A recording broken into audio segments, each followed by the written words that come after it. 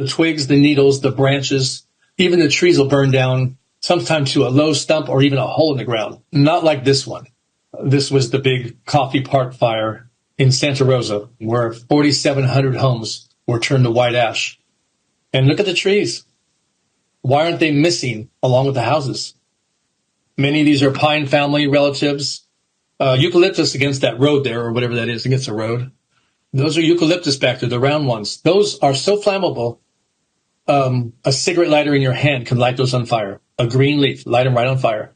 The forest is primarily valley oak, blue oak, and California bay, which is a very combustible leaf. I can light them on fire again with a cigarette lighter. They didn't burn. There's a bay tree right there. The bottoms will always be burned right at ground level. No reason for that. Grass couldn't do that. You Right. take a lot of flames to do that. No, they're being cooked right where they're at. This was an entire bay forest, and I couldn't find one leaf burned. And somehow the leaves turn black. You notice the bottoms of these little suckers here, they're black. Almost every tree here is a bay. They didn't burn, but the ground did. It's only a grass fire here. You can tell this was just grass, and it might have even been kept up. I don't see one burned tree. There's ponderosa pine, black oak, white oak. Well, there's a deodar cedar to the left there a little bit. That's pine family from the Himalayas. And a digger pine on the left, the big multi-branched one. Nothing wanted to burn that day, just the house. Ponderosa pine forest. Little short ones and everything. Where the flames are in the needles, they refuse to ignite. Here's your eucalyptus. It's down in the flames, refuse to burn. Upper foothill or lower pine belt here. Very flammable areas. And no, they're not burning. And look in the background. Chunks of metal everywhere. The two fire captains told me in their combined 60 years, they've never, ever seen a window melt out. Incidentally, every fire I've been to, all these 120 trips, not one window has been intact. Every single one has melted out. No exceptions. There's your aluminum. What's melting it this far away? Well, what's keeping it flowing? These things will flow 20 or 30 feet from a car when there's nothing on the ground to keep them melting. That's a high temperature, but they keep flowing right across the dirt.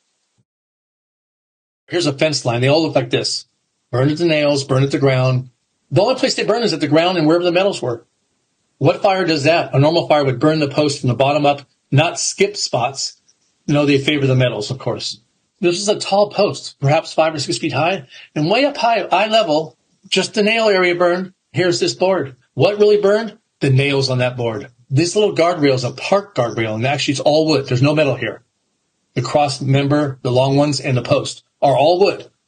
And each one was burned like this, where the screws were. Many trees are cooking from the inside out. They're burned on the inside, and there's no hole to get a flame in there. This thing was about 4 feet in diameter in a spring, burned from the inside out, and not one leaf burned. When you look at the cuts, this is very important. These are 90% dead.